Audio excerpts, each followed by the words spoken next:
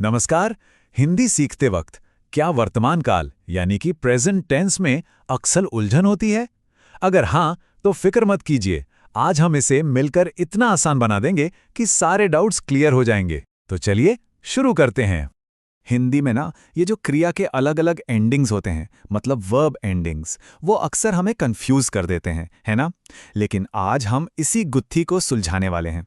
वादा है, इसके बाद ये उलझन हमेशा के लिए खत्म हो जाएगी। तो सबसे पहले एकदम बेसिक से शुरू करते हैं। आखिर ये वर्तमान काल, जिसे अंग्रेजी में प्रेजेंट टेंस कहते हैं, होता क्या है? देखिए, सीधी सी बात है। वर्तमान काल मतलब वो समय जो अभी चल रहा है, राइट नाउ। और इसे पहचानना तो सबसे आसान है। अगर किसी भी हिंदी वाक्य के आखिर में है, हूं या हैं दिखें, तो बस समझ जाइए कि बात प्रेजेंट टाइम की हो रही है।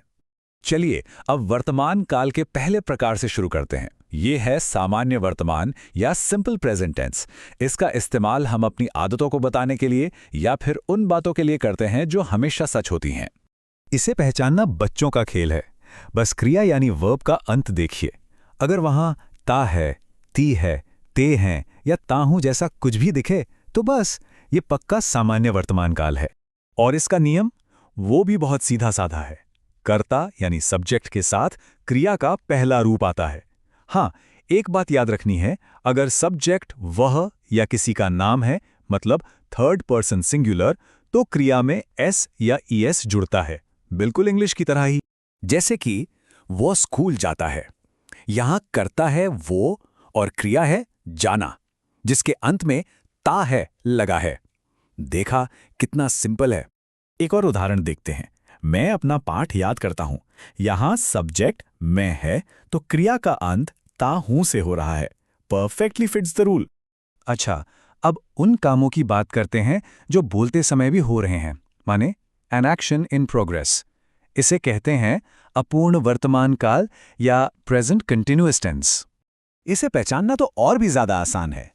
अगर कोई काम अभी भी चल रहा है, तो वर्ब के एंड में रहा है, रही है या रहे हैं जरूर मिलेगा। No confusion at all.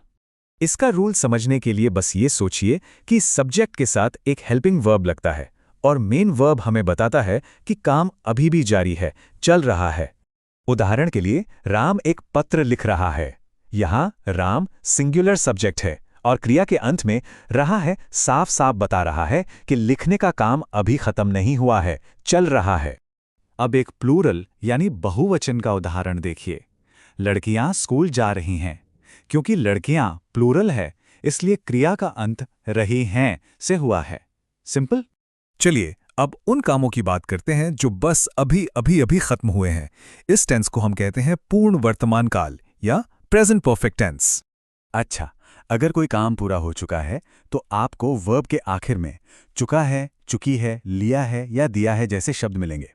इसका मतलब ये हुआ कि काम तो खत्म हो गया, पर उसका असर अभी भी है। यहां नियम थोड़ा सा बदल जाता है। इसमें हम क्रिया का तीसरा रूप एम third form of the verb इस्तेमाल करते हैं और सब्जेक्ट के हिसाब से हेल्पिंग वर्ब लगाते हैं, जैसे इंग्लिश में हैज या हैव लगता है। मिसाल के तौर पर, राम स्कूल जा चुका है। यहां राम एक वचन है और जा चुका है हमें बता रहा है कि जाने की क्रिया पूरी हो चुकी है, काम डन। और इस वाक्य को देखिए, मैंने उसे एक पत्र भेजा है। यहां मैंने के साथ क्रिया भेजा है का इस्तेमाल हुआ है, जो दिखाता है कि पत्र भेजने का काम पूरा हो चुका है। चलिए अब आते हैं आखिरी और सबसे दिलचस्प प्रकार पर, पूर्ण अपूर्ण वर्तमान काल। ये उन कामों के लिए हैं जो पास्ट में शुरू हुए थे और अभी भी चल रहे हैं। अब इसकी पहचान में एक छोटा सा ट्विस्ट है। ये प्रेजेंट कॉन्टिन्यूअस जैसा ही दिखता है, मतलब क्रिया के अंत में रहा है, रही है, होगा। लेकिन इसमें एक बहुत खास बात है, वो है समय का जिक्र, और वो भी से के साथ। बस यही इसकी असली पहचान है। इसका रूल थोड़ा लंबा जरूर लग सकता है, पर है बिल्कुल मुश्किल नहीं। इसमें हेल्पिंग वर्ब के साथ बीन लगता है, मेन वर्ब में आईएनजी लगता है और समय बताने के लिए सिंस या फॉर का इस्तेमाल होता है। जैसे राम 2 घंटे से ये किताब पढ़ रहा है। यहां 2 घंटे एक ड्यूरेशन है, मतलब समय की अवधि। काम 2 घंटे पहले शुरू हुआ और अभी भी चल रहा है। और यहां देखिए, वो जनवरी से इस घर में रह रहा है। जनवरी एक स्टार्टिंग पॉइंट है, एक निश्चित समय। तो देखा, से के साथ समय का जिक्र ही इस टेंस को बाकियों से अलग बनाता है। तो लीजिए, हमने वर्तमान काल के चारों प्रकारों को समझ लिया है। चलिए अब फटाफट इन सबको एक साथ देखते हैं। एक क्विक रिवीजन हो जाएगा और सब कुछ दिमाग में बैठ जाएगा। देखिए, ये स्लाइड तो सबसे काम की है। इसे आप अपनी पर्सनल चीट शीट समझ सकते हैं। हर काल का नाम, उसकी पहचान और उसका नियम, सब कुछ एक ही जगह पर। मेरा तो सजेशन है इसका एक स्क्रीनशॉट ले लीजिए, ये सच में बहुत काम आएगा। तो आज की सबसे बड़ी लर्निंग क्या है? बस एक बात याद रखनी है, हमेशा हमेशा वर्ब के एंड पर ध्यान दें। वो अंत ही आपको बताएगा कि यह कौन सा टेंस है, और एक बार वो पता चल गया तो फिर सही रूल लगाना तो बच्चों का खेल हो जाएगा।